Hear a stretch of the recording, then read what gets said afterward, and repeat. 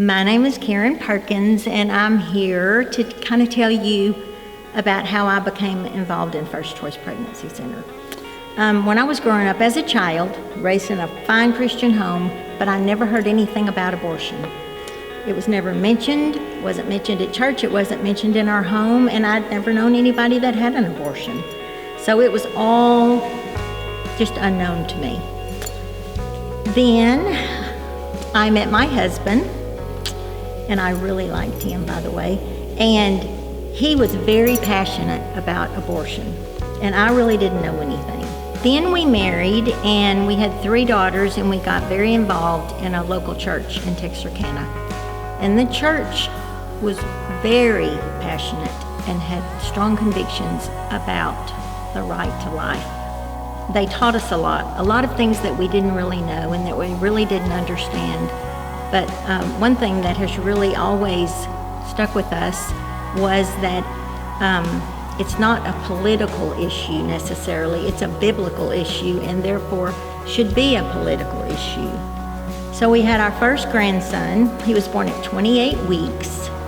He weighed a little over 2 pounds, and it was a fight for his life. He was critical, and it was a fight. And then we had our second grandchild, and she was a daughter, and she actually was a twin, and we were so excited about twins, having those twin girls. And she delivered at 27 weeks. One was stillborn, one was critical.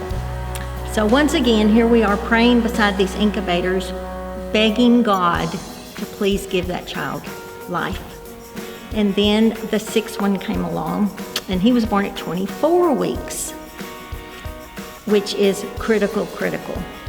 And every time we would look at one of these babies, it reminded us of all the babies that it was just common for babies to be murdered in the womb at that same age as these babies. So it became very personal at that point. As the years rocked on, my husband was diagnosed with terminal cancer, and 3 years ago he passed away. So he had such a passion and a desire for babies to be able to live.